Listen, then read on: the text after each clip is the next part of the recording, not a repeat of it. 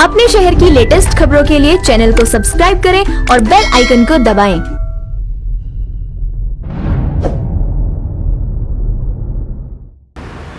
नमस्कार, आप देख रहे हैं हुंकार 24/7 और आज हम मौजूद हैं बागपत ज़िले में, जहां हमारे साथ हैं नवाब अहमद हमीद जी।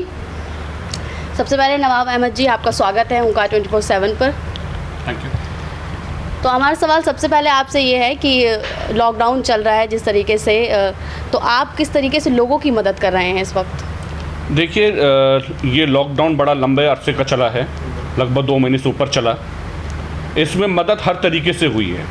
मदद हुई है, आर्थिक रूप में भी हुई है, किसी को राशन पहुंचाने के तौर से भी हुई है। अब मैं यहाँ बैठकर इस चीज़ की डिटेल्स तो नहीं दूंगा कि किस किस तरीके से मदद करी गई, क्योंकि ये एक बड़ा पर्सनल चीज़ होती है कि आप कैसे किसी की मदद कर रहे हैं।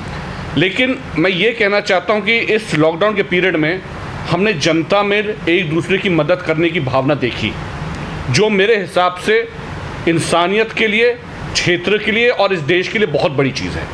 और मैं हर एक व्यक्ति का, जिसने चाहे 1 रुपये से मदद करी हो या लाखों रुपए से मदद करी हो, मैं हर एक व्यक्ति को बहुत शुक्रगुजार हूँ उनका, और उन्हें बहुत धन्यवाद करना चाहता हूँ कि उन्होंने समाज की मदद करने में अपना रोल निभाया।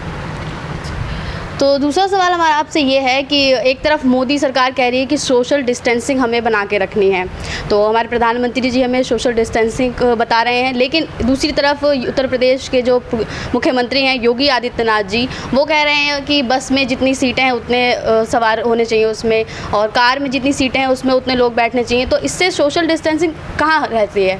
देखिए, मैं तो ये कहना चाहूँगा कि देखिए, अगर आप बीमारी को अलग से देखें तो सोशल डिस्टेंसिंग ज़रूरी है, क्योंकि ये प्रॉब्लम एक इंसान से दूसरे इंसान पे फैलती है ये बीमारी, तो सोशल डिस्टेंसिंग का अपना एक रोल है। लेकिन बदकिस्मती ये है कि सेंटर क्या कहती है और स्टेट क्या कहता है, इन दोनों के बीच में कोई तालमेल नहीं है।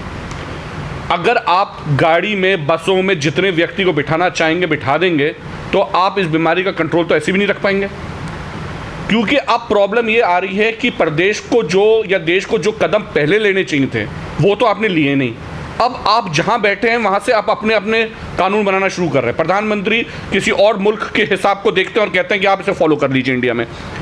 मुख्यमंत्री जी देखते हैं, कहते हैं कि नहीं यार, अगर मैं एक बस के अंदर खाली 20 पैसेंजर रखूंगा तो मेरी बस के किराया कैसे होगा, मेरा ट्रांसपोर्ट का डिपार्टमेंट कैसे चलेगा, खर्चा कैसे निकलेगा, क्योंकि आपने इतना पैसा तो बर्बाद कर दिया फूल बरसाने में, आपने पैसा बर्बाद कर दिया कुंभ मेला चलाने में, आपने पैसा बर्बाद कर दिया और वो उन काम करने में जो शायद जनता के हित के लिए इतना ज़रूरी नहीं था जितना आज उस पैसे की ज़रूरत होती अगर आप उस पैसे को बचाकर जनता में लगा लेते। तो मेरे हिसाब से कोई तालमेल नहीं है सेंटर की और स्टेट की पॉलिसीज़ में। ये एक पूरा फॉल डाउन है गवर्नमेंट का, चाहे आप सेंटर में बात करें या स्टेट में बात करें। जिस तरीके से अब केसेस बढ़ रहे हैं उसको लेकर कुछ नियम तो लागू हो नहीं रहे हैं, बल्कि और लॉकडाउन खोल दिया गया है, तो उनके कामों से कितना सहमत हैं आप? देखिए, लॉकडाउन खोलने की वजह यह है कि आप ये कहते हैं कि इकोनॉमिकली हम शटर कर चुके हैं, हमारा अर्थव्यवस्था ख़त्म हो चुकी है। अर्थव्यवस्था ख़त्म तो होनी ही थी, क्योंकि आपने उस टाइम पे लॉकडाउन कर दिया जब इतना केसेस बढ़े नहीं थे। तब जब 600, 650, 700 लोग इन्फेक्टेड थे तो आपने लॉकडाउन कर दिया, और आज आपको लॉकडाउन खोलना पड़ रहा है क्योंकि अब आपके पास लोगों को मजदूरी देने के लिए, उनका खर्चा उठाने के लिए, इकोनॉमिक पैकेजेस देने के लिए कुछ नहीं बचा। आपने 20 लाख करोड़ का पैकेज अनाउंस कर दिया, लेकिन वो पैकेज किसके पास गया? वहाँ पर हमें खबरें मिल रही हैं कि कुछ मुल्कों ने लोगों के अकाउंट में डायरेक्टली पैसा पहुँचा दिया कि उनके पास पैसा है। अब आप यहाँ पे कह रहे हैं कि हमने बैंक 20 लाख करोड़ दिया है कि क्यों फलानी सेक्टर जाके बैंक से लोन ले सकती है बिना सिक्योरिटी के। 4,000 करोड़ रुपए कोई ले सकता है, कोई 50,000 करोड़ रुपए ले सकता है। भाई वो लोन क्यों लेगा जब उसे उतारने की क्षमता ही नहीं होगी? तो वो लोन लेके करेगा क्या? तो ये सारा पैकेज जो है वो जनता की जेब में तो आ नहीं रहा उससे पैसा, वो सारा का सारा कागज़ों में बना हुआ है। कागज़ों में आप हिसाब बना लिए तो आपके पास 20 लाख करोड़ का पैकेज बन गया, लेकिन जनता को तो कुछ मिला नहीं।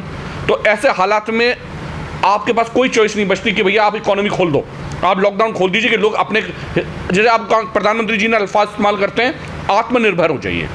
आत्मनिर्भर क्या चीज़ है? आत्मनिर्भर, मेरा मानना तो यह है कि जब देश का प्रधानमंत्री आत्मनिर्भर की बात करे तो इसका मतलब यह है कि सरकार कह रही है कि अब भाई मेरे बस की नहीं है तुम्हारा ख्याल रखना, अब मैं कुछ नहीं कर सकता, अब आप खुद ही देख लो, खुद ही बाहर जाओ, बीमारी से बचो तो बच जाओ, वरना भैया मरते हो मर जाओ, लेकिन मैं कुछ नहीं कर सकता, अपनी कमाई तुम खुद करो। तो मेरे हिसाब से तो ये चीज़ें पहले प्लान होनी चाहिए। आप मुल्क चला रहे हो, कोई कस्बा थोड़ी चला रहे हो कि आज आपने ये बदल दिया, आज आपने कानून वो बदल दिया। ये सोचने की चीज़ें थी, कब लॉकडाउन लगाना चाहिए था, कब लॉकडाउन खोलना चाहिए, अगर खोल भी रहे हो तो कैसे आप जनता को सुविधाएं देंगे, क्या पहुंचाएंगे, इस पर कोई प्लानिंग नहीं है। मैं फिर से वही कहूँगा कि ये फेलियर है सेंटर और स्टेट दोनों का।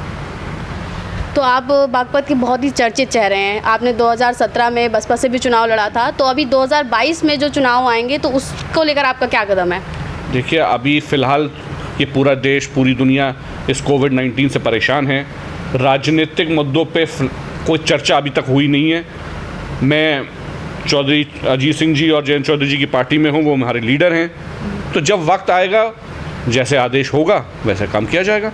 अभी फ़िलहाल ये तय करना कि कहाँ से लड़ेंगे, कैसे लड़ेंगे, किस रणनीतियों पे लड़ेंगे, मेरे हिसाब से अभी थोड़ी जल्दी है, अभी तो टाइम रखा है उस पर बात करने। तो अब आप बागपत की जनता और पूरे प्रदेश की जनता को इस महामारी के समय में क्या संदेश देना चाहते हैं? देखिए, मैं तो ये देना चाहूँगा संदेश कि मैं समझता हूँ कि जो दुकानदार हैं, व्यापारी हैं, मजदूर हैं, किसान हैं, सबको अपने घर को चलाने के लिए, अपने बच्चों का पेट भरने के लिए बाहर निकलना पड़ेगा।